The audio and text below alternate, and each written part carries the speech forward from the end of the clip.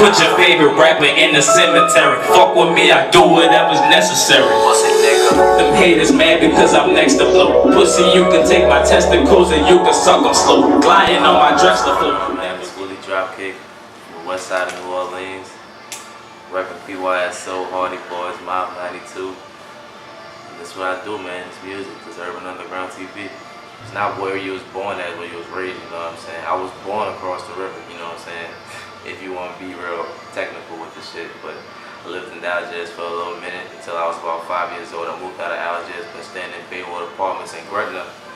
So it's like, I ain't really, you know, have too many memories as a kid there, but all I know is when I moved to my grandmother's house right here in the heart of Gretna, like past the cemetery, all my friends lived in Algiers Point, and ever since I was about 10 years old until now, I still stay in Algiers Point, like all the time with my partners, just cool and chilling and shit. So I guess if you ask me, I rap Algiers Point until the day I die, you know what I'm saying?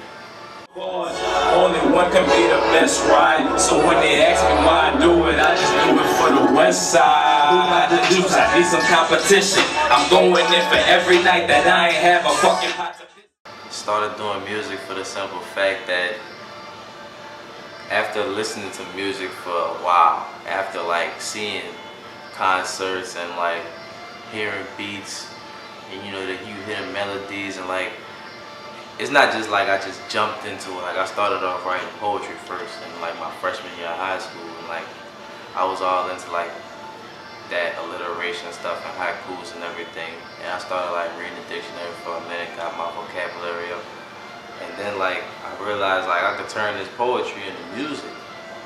And then you know I started like messing around with certain people. Like shout out to my homie Young Luke, you know what I'm saying? Cause he the one that actually told me that, you know, yo, like, you know, you kind of nice on some shit, kid. Like, you know, keep working at it. You know, you could make something out of that. But I didn't know he was telling me that in reference to one day that he was going to actually put me on his mixtape. So when he told me that, I'm like, man, get out of here. You just pulling my leg or some shit. I was just like, nah, dude, I'm serious. So went to the studio, recorded that at my homie Flacco the King, DJ Flacco the King. It was at his house. This nigga had like a whole studio, drum set and everything in his house. We recorded that song in there, and trying to remember the name of the mixtape, but I can't remember right now. That was a minute ago. But me and my nigga did that song, recorded that song, performed that song twice, and that was it after that. Ever since then, like I was like, man, alright, fuck it then. I see it, that I could get a crowd hype, you know what I'm saying? I could stay on track with a beat, I could actually do this shit. And then once my confidence got built up, you know, it's like anything else you do in life. So I started writing more, I started listening to more beats, I started asking people to send me beats. I started like hanging around the right people, like my partner Marty started making beats. You know, now he's signed to TDE for beats. He started off making beats for Adult Swim. And now it's like, you know, I see all my homies doing their music thing, and I'm thinking to myself, I could do it too. And let's all come together. You know, I wish it was like that with everybody else, but you know, I'm not going to speak on none of that. But at the same time, pain, I grew some bigger balls. Stayed away from hating lames. I can't deal with y'all. I just want to see me and all my niggas make some music shit. But I started doing music just for the simple fact that I knew in my mind I could do it. Like, it doesn't take a genius to do, you know, write music. Last November, I dropped my first EP, solo, President Dropkick. Like, look at Willie, why the fuck this nigga started rapping? Always had it in me, so I took the pen and made it happen. Feeling good, I just dropped Presidential. Call that shit a hip-hop rekindle. I'm flowing on them instrumentals. A young nigga growing fast like I'm Biggie Small. Stressing day and night, fuck the pain, I grew some bigger balls. 7 tracks, no features, so it's like I came in the game head first on that one. Like that wasn't even like fully mixed and mastered. I was just so anxious to drop it. People were so anxious to hear it. And they was like, man, when you gonna drop something? So I finally dropped it, and I got all the, you know, no negative comments from it. You know what I'm saying? Like everybody loved it. You know, like I got a lot of respect for dropping a couple of songs on that. You know, I got future projects on the way too. I got one of my like real passionate projects coming out. It's called Real Leather, dropping on my birthday, October 13th, later this year. I dropped a single, Legendary, and I made it. Putting beats in the obituary. Bitch, don't question my vocabulary. Nah. I'm killing all my fucking adversaries. Fuck with me, I knock it to the 29th of February. Well, let me go back to when I was just deciding, like, alright, look, I'm about to just dedicate all my time to just trying to get out there with this music shit. I started following people on Instagram, and I guess I followed the right person, because after a while, I started following Southern Production. And he posted a contest that you had to get in. You know, it was like rap exposure, you want to get out there, you know, you get to travel free and all of that type of stuff. I used to have hoop dreams of playing for the Rockets. Me, Francis, Barkley, Mobley, Elijah Wan. I'm 22 years old and still never went to Comic-Con. But let me tell you about my life, cause where I'm from, you couldn't walk around at night. And if you scared, they could see it in your eyes. I ain't see shit, cause I ain't trying to pay that price. Do you feel me though? Yeah, some production was promoting it for Put Yourself On. So, dialed the number, and it was my nigga Few. And, you know, I called him or whatever, I told him like, yeah, you know, how much it is to get in a concert, whatever, how, you know, made sure everything was legit, got everything. Told me what website to go on, putyourselfontour.com, the Eventbrite website and all of that. Click the link, paid for everything that same day. You know, about a couple of days later, I got my tickets, went, hollered at all my partners, told them I got a show coming up. This is my first like solo show. And they was like, I'm fucking with it. Went sold them the tickets, and boom.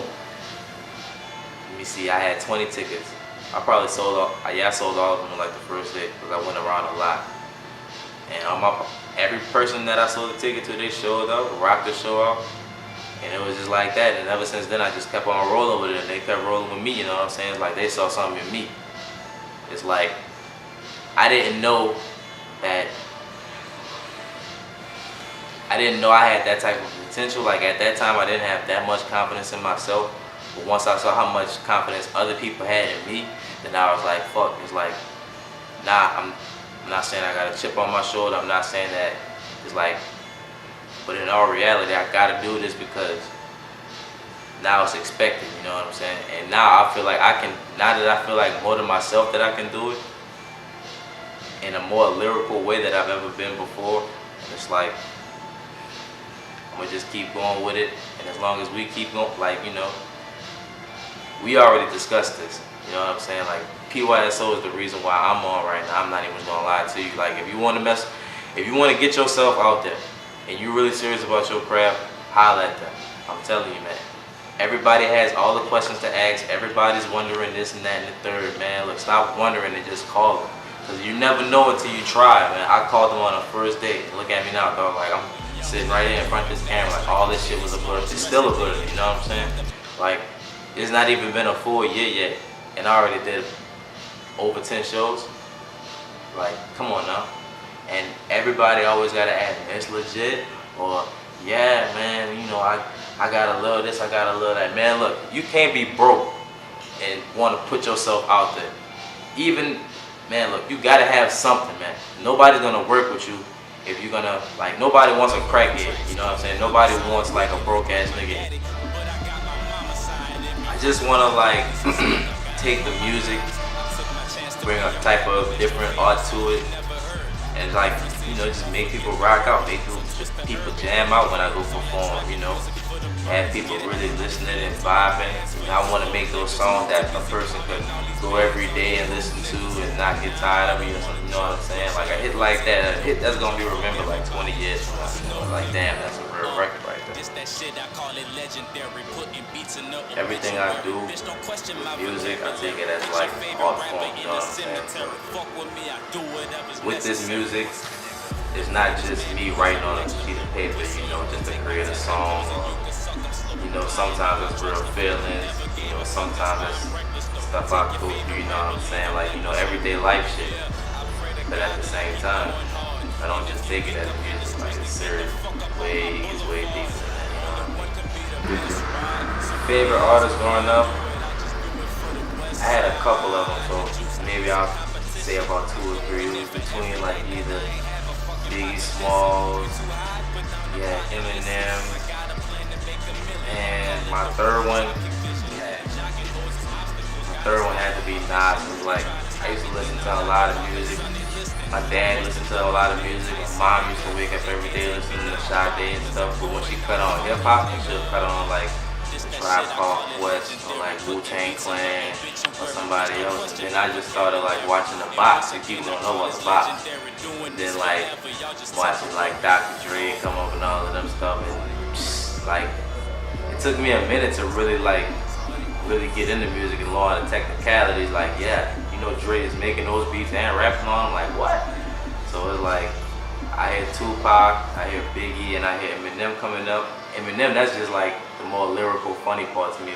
Biggie and Tupac, that's like, you know, that could go like what and what. You know, that was the whole East Coast, West Coast thing. But I pick Biggie over Tupac. But don't tell anybody I said that. You know, people be getting their feelings over shit.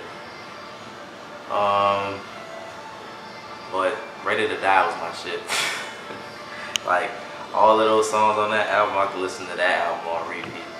Like, I remember in the 90s, like, you could literally like, let something play from one all the way to the last song. I need some smoke, I gotta calm my nerves. I took my chance to be a rapper. This your favorite song you never heard. The difference is you won't forget the words. So twist the herb and hit the verbs. All that trapping music for the birds. Get it? I'm feeling too advanced for you slow niggas.